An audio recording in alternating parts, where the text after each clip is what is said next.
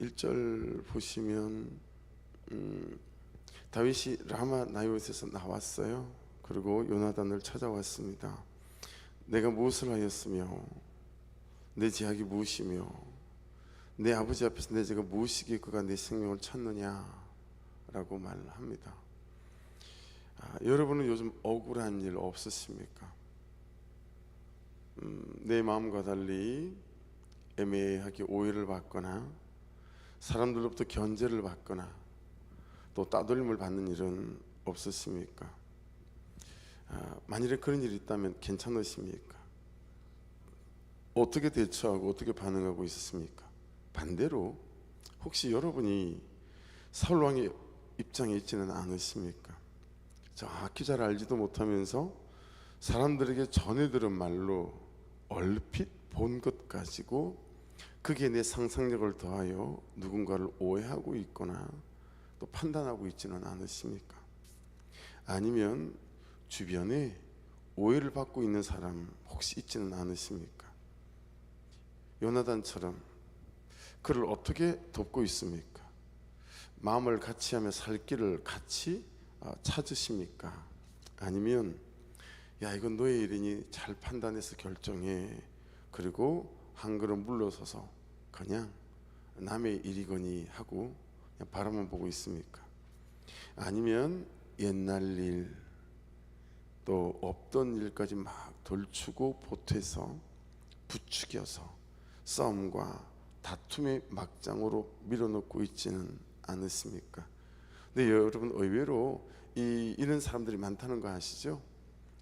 막 내 감정과 이런 것도 보태요. 내 가족일 때 더 하죠. 시집간 딸이 그럴 때, 또는 내와 관계련 있는 사람이 어떤 그럴 때 아주 객관적인 입장에서 판단해주거나 또 상황을 분석하거나 그러지 않죠.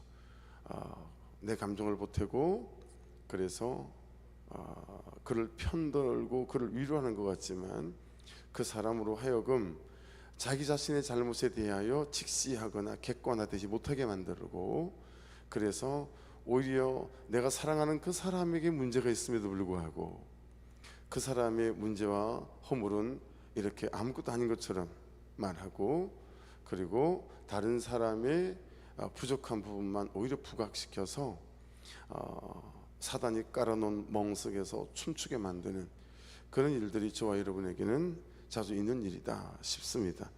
그렇게 오늘 말씀에는 세 가지 입장이 있죠. 그렇죠? 사울의 입장이 있고요, 다윗의 입장이 있고요, 요나단의 입장이 있어요. 모르긴 몰라도 우리는 이 세 가지 입장에 다 서본 경험이 있고 당해본 경험이 있다라고 생각되어집니다. 가장 힘든 사람은 누구겠어요? 다윗 아니겠습니까? 그렇죠? 오죽하면 3절에 보십시오. 나와 죽음의 사이는 한 걸음뿐이다, 이렇게 말합니다. 얼마나 힘이 들었으면, 야, 내가 내일 죽을지 오늘 죽을지 모르겠고 내가 지금 눈을 뜨고 있으나 몇 시간 뒤에면 또 죽을지도 모른다, 뭐 이런 거죠. 여러분, 오늘 말씀을 찬찬히 보시게 되면 이제 이런 삶을 당하게 될 때, 이런 처지에 놓이게 되어지게 될 때 다윗과 요나단은 그들의 삶을 어떻게 대처해 나가는가, 어떻게 반응하는가, 이걸 말씀이 우리에게 너희들 이렇게 대처하고 이렇게 반응해야 된다 라고 말씀하시는 대목들이 있어요. 자, 3절을 보시겠습니다. 다윗이 또 맹세하여 이르되 내가 내게 은혜 받은 줄을 내 아버지께서 밝히 알고 스스로 이르기를 요나단이 슬퍼가 두려운즉 그의 이것을 알리지 아니하리라 함이니라. 그리고 여러분 밑줄 한번 그어 보십시오. 그러나 진실로 여호와의 살아계심과 내 생명을 두고 맹세하노니. 여러분, 이 어려운 처지에 놓여 있음에도 불구하고 다윗의 말에 하나님의 살아계심, 이 말들이 끊어지지 않죠. 여러분 생각해 보세요. 하나님이 다윗에겐 지식이 아니에요. 여러분, 우리가 하나님을 믿는 지식이 있고 여호와를 아는 지식이 있고 여호와를 믿는 믿음이 있어도 어때요? 죽을 위기에 처해지게 되어지게 되면, 공고한 오해와 이런 것들을 받게 되어지게 되면 뭐에 함몰되죠? 우리의 감정에 그것들은 다 함몰돼서 아무것도 아닌 것처럼 이렇게 없어져 버리죠. 그리고 막 감정적으로 대하기가 십상이잖아요. 말을 한다는 얘기는 곱하기 100배는 이 다윗 안에 하나님을 생각하는 것과 하나님을 바라는 마음들이 있다는 얘기죠. 그게 있게 될 때 말로 나오잖아요. 그렇죠? 그렇게 말이 툭툭 터져 나오는 거 아니겠습니까? 그러니까 야, 나와 죽음의 사이는 한 걸음밖에 안 돼라고 말하지만 그의 입술 끝에는 끊임없이 이 살아계신 하나님이라고 하는 단어가 항상 그의 생각과 그의 마음과 감정을 지배하고 있다라고 하는 측면에 있어서 우리에게 던지는 메시지가 있다라고 하는 거죠. 8절로 가볼게요. 그런즉 바라건대 내 종에게 인자하게 행하라. 내가 내 종에게 밑줄 여호와 앞에서 너와 맹약하게 하였습니다. 이것이 계속되는 다윗의 고백이에요. 자, 13절로 가볼게요. 그러나 만일 내 아버지께서 너를 해치려 하는데도, 이건 요나단의 말입니다. 내가 이 일을 내게 알려주어 너를 보내 평안히 가게 하지 아니하면 여호와께서 밑줄 그어보시고 나 요나단에게 벌을 내리시고 또 내리시길 원하노라. 또 여호와께서 내 아버지와 함께 하신 것 같은 함께 하시길 원하노라. 요나단도 그렇죠? 우리처럼 얼핏 본 것, 전에 들은 말들로, 그리고 내가 좋아하고 사랑하는 사람이라 하여 그쪽으로 치우쳐서, 그래서 막 부추겨서 더 싸움판을 벌이고 확전시키는 쪽으로 나가지 않고, 요나단이 어떻게 해요? 여호와께서, 그 또한 이 모든 문제들이 하나님 앞에서 여러분 반응하고 대처하는 걸 볼 수 있어요. 13절 14절 가볼게요. 너는 내가 사는 날 동안에 여호와의 인자하심을 내게 베풀어서 라고 말합니다. 그리고 15절은 여호와께서 너 다윗의 대적들을 치면서 다 끊으시 버리신 때에도 너는 내 인자함을 내 집에서 영원히 끊어버리지 말라 하고. 여러분 보세요. 이 요나단이 어떤 사람이냐면 아버지가 왕이죠. 그리고 다윗을 죽이려고 3,000명의 추격대를 편성해서 매일 쫓아다니고 있어요. 다윗은 언제 죽을지 몰라요. 그런데 여러분 확실히 요나단이 아는 건 뭐냐면 다윗이 죽지 않는다는 거예요. 왜냐하면 살아계신 하나님께서 기름 부어 다윗을 세웠으니 이제 그를 통해서 하나님께서 하나님의 일들을 하실 거라는 이 믿음이 너무 명백해요. 그래서 여러분 이 14절 15절 있죠? 이게 무슨 얘기냐면 네가 이 다음에 왕이 되어줬을 때 나를, 그리고 내 가정과 내 가족들을 좀 잘 굽어 살펴보았으면 좋겠다. 여러분 다윗이 왕이 되고 난 다음에 이 요나단의 말이 생각났다는 것 아니겠습니까? 그리고 요나단의 가족들 중에 살아있는 애가 없냐 찾지 않았겠어요? 그리고 요나단의 그 다리가 부러서 걷지 못하여 숨어 살고 있는 아들을 찾아내지 않겠어요? 그리고 그 아들은 다윗 앞에 불려 나올 때 죽은 개 같은 나라고 표현하잖아요. 내가 뭐라고? 야, 내가 혹시 쿠데타를 일으킬까봐 다윗 왕이 나를 찾아서 죽이려고 하나 보다 라고 생각했는데, 그날로 다윗이 죽을 때까지 아들들하고는 다윗이 밥상을 같이 하지 않아도 이 요나단의 아들과는 매일 밥상을 같이 했어요. 이 요나단의 14절과 15절의 이 고백이 그런 인생이 되게 만들었다라고 하는 거죠. 그만치 요나단은 여러분 다윗은 죽고 자기는 살아있을 것 같은 상황 가운데 임에도 불구하고 하나님이라고 하는 존재에 대해 너무 명확했다라고 하는 것이죠. 이게 다윗이 자기의 삶을 풀어가는 방식이었고 요나단이 자기의 삶을 풀어가는 방식이었어요. 16절로 가볼게요. 이에 요나단이 다윗의 집과 언약하기를 여호와께서는 다윗의 대적들을 치실지어다 하니라. 여러분 엄밀히 따지고 보면 지금 다윗의 대적은 누구죠? 아버지 사울왕이죠. 그리고 아버지 사울왕의 아들인 자기 자신도 될 수 있어요. 그 범주에 포함될 수 있어요. 그렇죠? 그럼에도 불구하고 하나님이라고 하는 이 존재 앞에 여러분 이 요나단이 정말 명백하게 서 있다. 21절로 넘어가 볼게요. 아이를 보내 화살을 찾으라 하며 내가 짐짓 아이에게 이르기를 보라 화살이 내 이쪽에 있으니 가져오라 하거든 너는 돌아올지니 여호와께서 살아계심을 두고 맹세하노니 내가 평안 무사할 것이요. 22절 만일 아이에게 이르기를 보라 화살이 내 앞쪽에 있다 하거든 내 길을 가라 여호와께서 너를 보내셨음이니라. 23절 보십시오.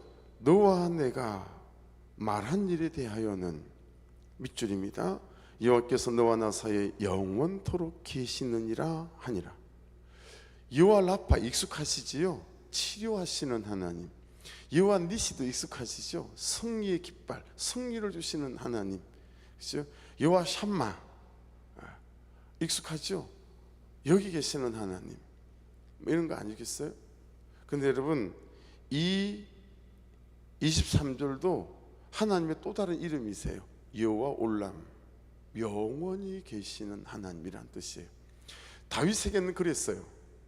그리고 요나단에게는 그랬어요. 그것이 그들이 삶을 풀어가고 억울한 일을 풀어가는 방식이었어요. 일정하신 하나님, 변치 않으시는 하나님, 그분의 말씀을 붙잡는 자들에게, 그분의 뜻을 따라 사는 사람들에게 항상 일정하시고 여전하시고 항상 살아계시고 항상 함께 하시는 그 하나님에 대한 명백한 중심과 믿음이 여러분 이 다윗이 그리고 요나단이 살아가는 방식, 자기 삶에 닥친 억울함들을 풀어가는 방식이었습니다. 그래서 내가 덤비지 않는 거예요.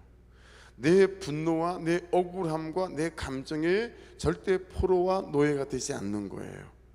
하나님께서 아시고 보시고 하나님께서 인도하실 것이다 라고 하는 명백한 믿음 가운데서 그들이 이 삶을 풀어간다 라고 하는 것입니다. 여러분 여호와 올람, 영원히 계시는 하나님, 일정하신 하나님은 하나님의 존재하는 방식이기도 하지만 하나님이 우리를 대하는 방식이에요. 하나님 그분은 항상 우리에게 일정하게 대하시고 여전하게 대하시고 그분의 은혜를 가지고 우리를 대하시는 분이시다 라고 하는 것이니 여러분 어떤 문제 앞에서도 그 일정하신 하나님 앞에 나를 가지고 가고 내 삶의 눈물을 가지고 가고 내 삶의 수고를 가져갈 수 있기를 주의 이름으로 축복합니다. 그래서 여러분 여호와 올람을 영어로 표현할 때는 forever 이렇게 표현하지 않습니다. 영원하신 하나님, 이걸 어떻게 표현하냐면 forever and ever 이렇게 표현해요.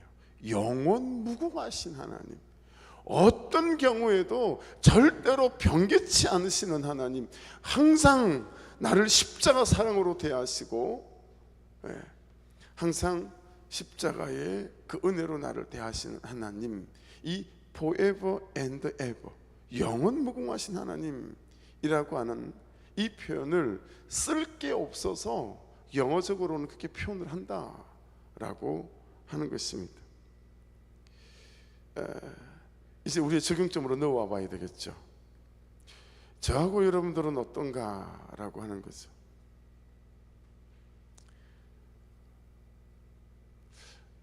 아내가 하는 대부분의 일에 제가 그냥 돕는다고 하는 일 정도는 아침에 설거지하고 집안일을 그냥 좀 돕는 거죠. 근데 어떤 날은 설거지하기가 되게 싫어요. 집 정리하기 되게 싫은 날이 있어요. 그런 날이 있잖아요. 근데 그런 생각이 들 때 제가 어떤 마음이 들었었냐면 아내는 매일마다 밥하는 게 얼마나 싫을까. 근데도 아내는 아내의 자리를 항상 지킨단 말이에요. 그걸 보면서 제가 그런 생각이 들었어요. 야, 내가 여전한 방식으로 설거지 해야 되겠다. 가끔 아내와 다툴 일이 있지 않겠어요? 그러면 제가 어떻게, 내가 화가 났다, 내 감정이 당신 때문에 상했어라는 걸 어떻게 표현하냐면, 지금 이 아내가 여러 가지 픽업 때문에 운전을 하고 다니지만 거의 제가 운전을 하고 픽업을 했으니까요. 그럼 집 앞에 가면 아내가 내릴 때 나 오늘 집에 안 들어가, 바로 교회로 오는 거예요. 그게 뭐냐면 내가 아내한테 화가 났다고 내가 표현하는 방식인 거죠. 근데 언제부턴가 말씀을 따라가며 제가 그러지 않습니다. 아무리 화가 나도 여전한 방식으로, 일정한 방식으로 내가 해야 될 설거지와 내가 서야 될 자리들을 포기하지 않습니다. 그렇게 하지 않으려고 애를 쓰죠. 왜냐하면 하나님께서 나를 그렇게 대하시고 나 또한 하나님을 그렇게 대해야 될 것 같고 나 또한 내가 내 주변에 있는 사람들에게 그렇게 대해야 될 것 같다라고 하는 거예요. 여러분, 우리가 왜 영적 성숙과 그리고 영적인 은혜 가운데 바로 사로잡히지 못하냐면 일정하게 살지 않기 때문에 그래요. 날마다 감정을 따라 살기 때문에 그래요. 여전한 방식으로 예배하고 여전한 방식으로 기도하며 여전한 방식으로 남편의 자리와 아내의 자리와 아버지의 자리와 엄마의 자리에 앉아있지 않기 때문에 그래요. 어떤 일들이 있어도 우리도 하나님의 여러분 여호와 올람 일정하신 하나님을 닮아서 오늘도 아침에 동쪽에서 해가 뜨는 것처럼 우리의 삶의 자리를 일정한 방식으로 여전한 방식으로 지키는 것이 필요하다라고 하는 거예요. 근데 우리는 화가 나면 남편을 투명인간 취급하죠. 아내를 투명인간 취급해요. 있으나 마나한 사람을 생각하죠. 여전한 방식과 일정한 방식으로 예배하지도 않죠. 일단 그것부터 내려놔요. 예배부터 내려놓고 기도부터 내려놔요. 큐티부터 내려놓고 가만가만부터 내려놔요. 화가 났다 이거예요. 삶이 힘들다 이거예요. 네가 싫다 이거죠. 여러분 생각해 보세요. 그런 여전한 방식과 일정한 삶에서 물러나게 될 때 우리 삶이 가꾸어지겠어요? 하나님께서 요것 봐라 그렇게 한다 이거지. 오늘 만나 없어. 40년 동안 그런 날이 있었습니까? 전 하나님이 너무 감사한 것 중에 하나는 너무 일정한 방식으로 나를 기다려 주신다라고 하는 거예요. 이렇게 죄를 짓고 저렇게 불순종하고 그런데도 항상 그분은 저에 대한 마음이 달라지지 않으시는 것 같아요. 그게 은혜 있을 때마다 너무 그분 앞에 제 삶이 그리 못 살아 부끄럽고 죄송하고 미안하고 뭐 이런 거죠. 여러분, 남편을 일정하게 대하십시오. 아내를 일정하게 대하십시오. 절대로 감정에 함몰되고 감정에 종로로 타지 마십시오. 그냥 상한 건 상한 거예요. 그러나 내가 있어야 될 자리에 있으며 내 삶의 자리를 지켜낼 때 하나님께서 아십니다. 그리고 저와 여러분의 억울함이 있다면 그 억울함을 하나님께서 여러분 선함으로 베푸시고 역전시키는 은혜가 있게 될 줄로 믿습니다. 여러분, 우리의 삶은, 우리의 고통은, 우리의 문제는, 우리의 슬픔은 하나님 앞에서 유한합니다. 아멘이시죠? 하나님 앞에서 제한적이며 한계를 갖고 있는 것입니다. 우리의 고통은 영원하지 않아요. 그분의 은혜는 영원하지만 이 고통과 이 슬픔이 영원할 것처럼 그 고통에 반응하지 말라 이 말이에요. 그렇죠? 우리는 고통이 하나님 같아요. 우리는 슬픔이 하나님 같아요. 그래서 이 고통이 영원할 것처럼 그냥 그 영원한 고통 앞에 종로로 타며 살아가는 때가 얼마나 많은가라고 하는 거예요. 그렇지 않다라고 하는 것입니다. 그래서 여러분, 성경 이후의 유대 문헌에 여러분 고통 있는 현 세상을 어떻게 표현하냐면 하올람 핫제 이렇게 표현해요. 네가 고통이 있지만 너야 별거 없어. 넌 한계를 갖고 있잖아. 뭐 이런 의미죠. 그리고 영원히 사는 우리의 영생에 대해서는 하올람 핫바 이렇게 표현해요. 영원하고 무궁한 것은 그것밖에 없다라는 거죠. 하지만 또한 오늘 1분밖에 안 남았어요. 하지만 오늘 말씀 놓치지 말고 바라보게 하시는 게 있어요. 자, 얼른 보십시다. 5절. 다윗이 요나단에게 이르되 내일은 초하루인즉 내가 마땅히 왕을 모시고 앉아 식사를 하여야 할 것이나 나를 보내 셋째 날 저녁 돌에 숨게 하고 내 아버지께서 만일 나에 대하여 자세히 묻거든 그때 너는 말하기를 다윗이 자기 성읍 베들레헴으로 급히 가기를 네게 허락하라 간청하였사오니. 자, 7절로 가볼게요. 그의 말이 좋다 하면 내 종이 평안하려니와 그가 만일 노하면 나를 헤아리고 결심한 줄을 알지니. 18절. 요나단이 다윗에게 이르되 내일은 초하루인즉 내 자리가 빔으로 내가 없음을 자세히 물으실 것이라. 너는 사흘 동안 있다가 빨리 내려가서 그 일이 있던 날에 숨었던 곳에 이르러 에셀바위 곁에 있으라. 그리고 이제 화살 얘기하잖아요. 그죠? 내가 아이에게 야 가서 화살을 찾으라 하면서 내 이쪽에 있으니 가져오라. 그러면 돌아오고 야, 네 앞쪽에 있다. 그러면 네가 갈 길 도망가야 된다. 아버지가 널 죽이기로 결심했다. 이런 사인을 정하잖아요. 여러분, 얼마나 다윗과 그리고 요나단이 현실을 직시하고 현실과의 싸움에 성실히 행하고 부지런하게 마주대하는지 모른다라고 하는 것입니다. 이게 무슨 얘기냐면 따지고 판단하라는 얘기가 아닙니다. 누구에게 떠넘기거나 어떻게 되겠지 하고 자신이나 자신의 삶을 방치하지 않는다라고 하는 것입니다. 잘 따져보십시오. 이 아침에 한두 가지는 여러분에게 방치하고 있는 것들이 있을 수 있습니다. 현실의 삶을 직시하고 그 문제를 붙잡고 기도의 제목을 삼고 하나님 앞에 나아가거나, 또는 현실 가운데서 내가 이걸 어떻게 양보하며 또 내가 어떻게 대가 지불하며 이 문제를 내가 바로잡아 나갈까, 이는 생각하지 않는다라는 거예요. 그냥 삶을 방치하는 거예요. 관계를 방치하는 거예요. 그렇죠? 나의 불순종을 여전히 그냥 방치하는 거죠. 그런데 이들은 현실 또한 이 문제를 어떻게 해결해 가야 될지에 대해서 참 성실하고 부지런하게 마주대야 한다라는 모습을 볼 수 있습니다. 왜 그럴까? 여러분 7절 말씀만 보십시오. 그의 말이 좋다면 내 종이 평안하려니와. 여러분 지금 다윗이 자기 신을 자기 생명처럼 맡긴 요나단에게 계속해서 뭐라고 말하냐면 내가 너의 종이다 라고 표현하는 거 아니겠어요?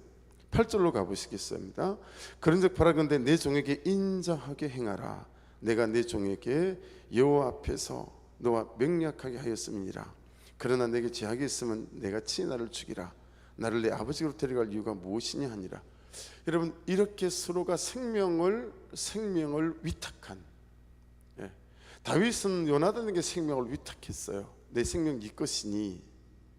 그리고 또 어때요? 요나단은 다윗에게 생명을 위탁했어요. 그렇죠? 그럼에도 불구하고 다윗이 나는 너의 종이다 라고 표현하죠. 여러분 어떤 면에서 예수께서 십자가에서 우리를 위하여 죽으실 때 그분의 생명이 우리에게 위탁되어졌고 그 은혜가 너무 감격하여 내가 또한 하나님 그분에게 내 생명을 위탁하지 않았습니까? 여러분 위탁하셨습니까?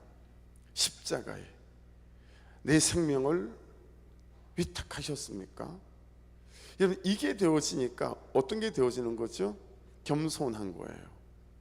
그죠? 겸손한 거예요. 겸손하게 끝까지. 다윗은 자기를 주장하거나 그러지 않죠. 그래서 베드로전서에 있는 말씀처럼 그러므로 겸손하라. 때가 되면 너희를 높이리라 말씀합니다. 훈섭이라고 하는 제자 중에 한 명이 이 말씀으로 찬양을 만들었어요. 그러므로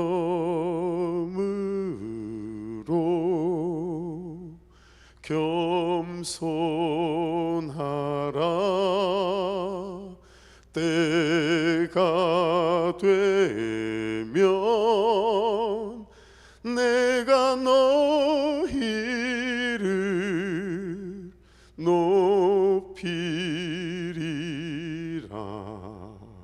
쓸 것이라.